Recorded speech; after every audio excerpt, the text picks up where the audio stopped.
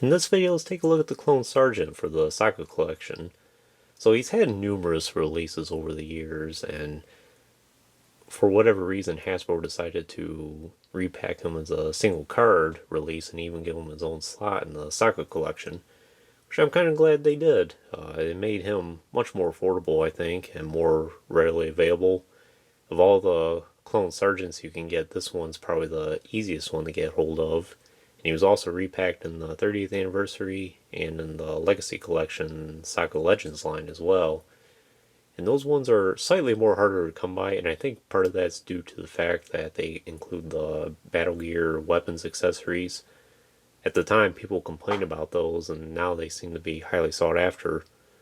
So I think that has to do with some of the rarity behind it. I wouldn't say they're rare for, or I wouldn't say they're rare per se, but they're much more harder to come by compared to this one in the Saga collection. And this is the only one out of the four main ones. Of course, you have the sergeant and the captain, the lieutenant, and also the commander, which I'll show you what they all look like side by side later in this video as well. And I'll also be comparing this sergeant with the Black Series 3 3/4 inch sergeant that we got in 2013. Let's just go ahead and take a look at this package here first. So it's really cool what the Saga collection used to do with these packages back in the day. This is the only Saga collection package I have on hand right now. And it's neat that they did these backgrounds. I recall the Sand Trooper that was released as well had like the docking bay where the Millennium Falcon was in the background, and so many others as well. So it's nice having that Geonosis scene. And they packed him as Saga number 60. And I have some of these action figures. Most of them are just repacks at this point in the Saga collection. To this day, it's still one of my favorite action figure lines. I think it had a nice variety of characters, and it had a lot of characters that we haven't seen since. Like the Imperial Spy Grindan, for example. There's this Kit Fisto's from the Tartakovsky series. The R5 droid, I think, is an Imperial droid of some sorts. They do have the 442nd Siege Battalion trooper, or two of those. Believe it or not, I don't have any of the 5th Fleet Security. That's one I've always been neglecting on, and I've been so close to purchasing one every time, but then I just end up not doing it. But you can find one of those for maybe $10 or $15. Some of the battle droids, and then the holographic Commander Cody.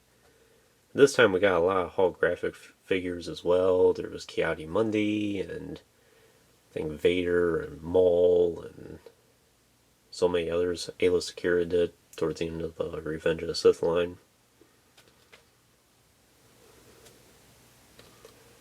And the hologram figures, I really miss getting those as well. And the hologram I have featured here is the exact one that the Sergeant came with, which is an Obi-Wan Kenobi from Revenge of the Sith.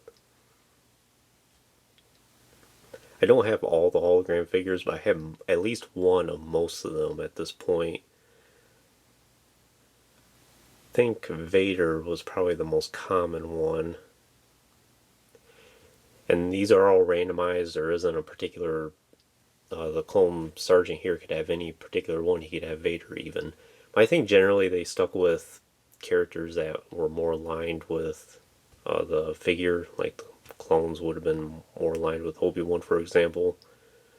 Or some rebel of some sorts would be more aligned with Luke Skywalker.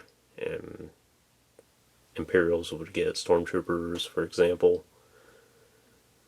But these were really cool. It's not a whole lot to it, but nice accessory to have. And I look at things like this, and it's a shame we don't really get anything like this anymore. This would be considered like a deluxe accessory nowadays.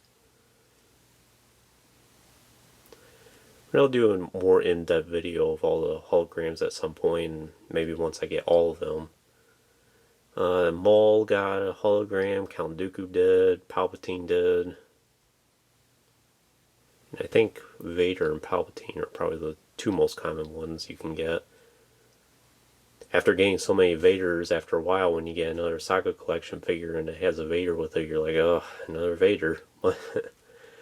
Probably the more harder to get ones would be like Queen Amidala, the Rebel Fleet Trooper, Yoda.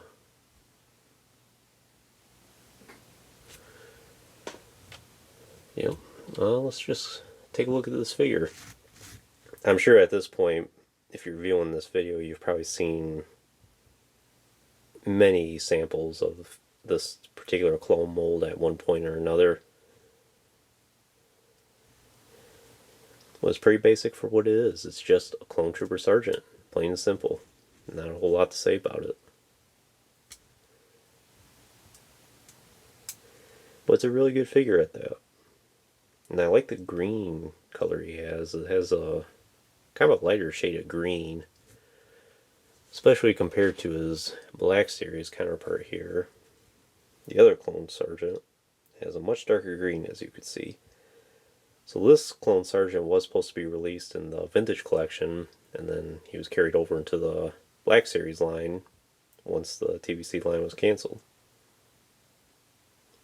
I do hope at some point Hasbro does finish the Captain and the Commander in the sculpt, but now that we have another Clone Trooper sculpt, it's who knows at this point. I hope Hasbro at least does that.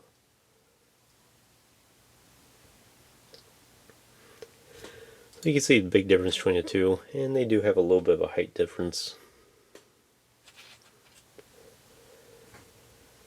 To this day, I still think this is the superior clone sculpt for the Phase 1, that is. Of course, the antenna mold for Phase 2 is basically the same thing, except these Phase 1 clones didn't have the antenna with them.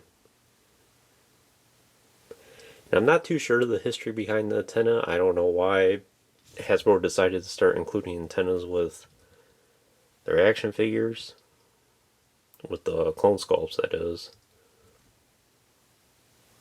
And as far as I know, there's no sources in the EU or any of the movies hinting to clones having antennas plugged into their back.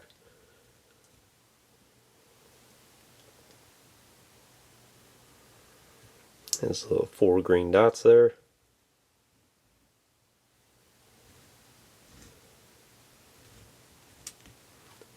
Articulation is exactly what you expect. It's the ball joint at the head there, and hinged shoulders and elbows, swivel wrists, it's a hinged torso, and swivel hips, and hinged knees, and hinged ankles. Which is really good because this sculpt was first introduced in 2003, actually. And at that time, most of our action figures didn't have a whole lot of articulation about them. So that's very innovative at the time. And it paved the way for super articulated Clone Trooper action figures. In terms of weapons and accessories, other than the hologram, it just comes with the standard DC-15 rifle, or the carbine, which I still have with the elastic band around his hand there. And it's still in really good shape. I actually didn't get this figure until several years later. I've probably had this one for maybe 3 or 4 years now.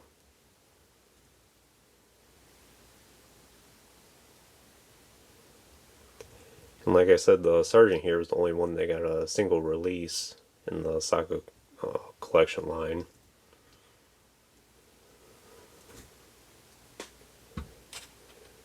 And let's just go ahead and bring out the rest. So I do have a commander here. This isn't the same commander mold as this one. This one's actually from the Evolutions pack. Pretty much the same thing though. But I don't have the commander in this sculpt. Here's the lieutenant. And here's the captain. The lieutenant came from the 30th anniversary collection, and the captain came from the legacy collection.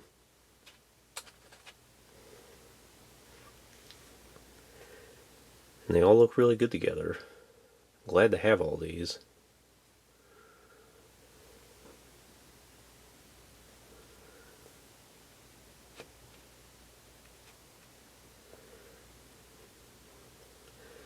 Personally, I think this lighter green looks a lot better compared to this darker green with the Black Series figure. Although it has its own charm to it. I think the colors just blend better overall.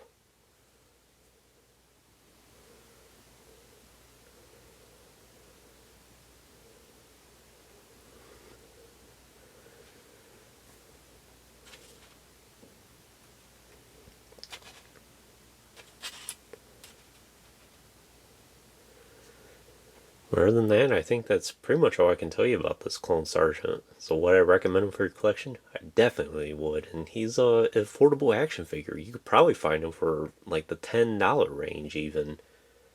I forget exactly what price I paid for this, but I could tell you it was probably less than $15.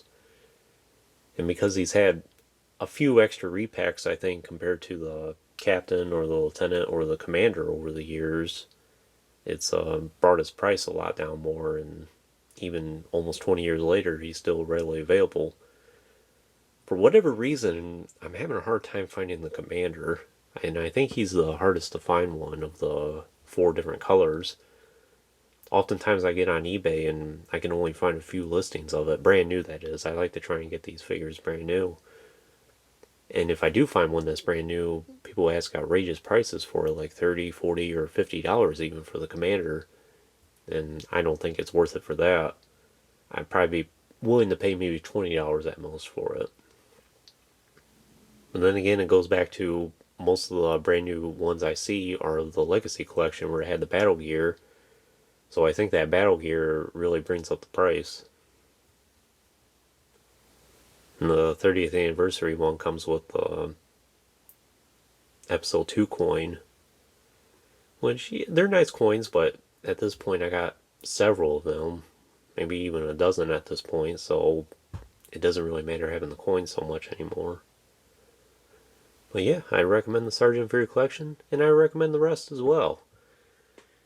Nothing really different about them other than the paint color, but same accessories, same sculpt, same everything, other than this guy. And this guy will get a more in-depth review with the Evolutions pack at some point.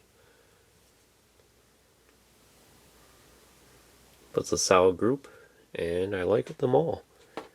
As far as this Sergeant is concerned, he's still pretty easy to get hold of, I think. It's been a long time since I've checked the prices of him.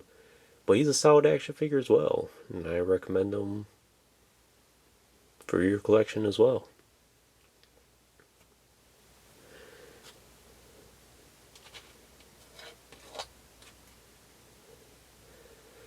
But anyways, that concludes this review. I hope you enjoyed it. Stay tuned for plenty more reviews in the future. There will be lots more to come. And if you haven't already, please like the video and subscribe to the channel. That way you know when more videos get posted. And check out some of the links in the description as well. And thanks for watching.